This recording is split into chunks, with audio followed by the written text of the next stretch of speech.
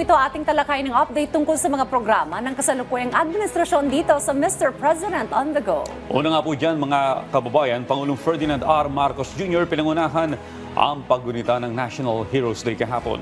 Sa kanyang mensahe sa paggunita ng Araw ng mga Bayani sa Libingan ng mga Bayani sa Taguig City, hinimok ng ating Pangulong Marcos Jr. ang mga Pilipino na labanan ng korupsyon at pang-aabuso sa kapangyarihan para sa kapakanan ng mga susunod na henerasyon. Anya, kailangan natin na labanan ang banta ng katiwalian at pang-aabuso ng kapangyarihan sa ating lipunan. Dahil hindi lamang salapi ang kanilang ninanakaw, kundi pati ang kalusugan, pangarap at kinabukasan ng mga susunod pang henerasyon ng mga Pilipino.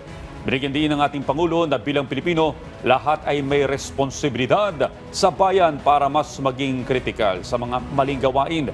Isiniwalat ang katiwalian at tumindig sa kung ano yung tama kahit hindi madali. Sa kanya pong talumpati, binigyang pagkilala po ng Pangulo si Visayan Joan of Arc, Teresa Magbanua, na lumaban laban sa Spanish colonial oppression.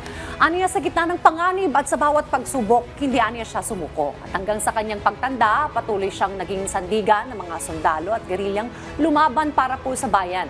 Binigyang pugay rin ng Pangulo ang mga Pilipino na hindi naisulat ang pangalan sa mga pahina ng kasaysayan, ngunit naging mitsyata po'y nabumuhay sa ating pong kasarilan.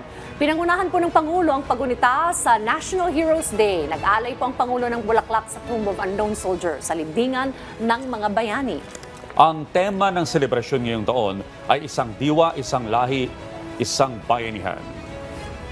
At yan po muna ang ating update ngayong umaga. Abangan ang susunod nating tatalakayin patungkol sa mga aktibidad at programa ng kasalukuyang administrasyon dito lamang sa Mr. President on the Go.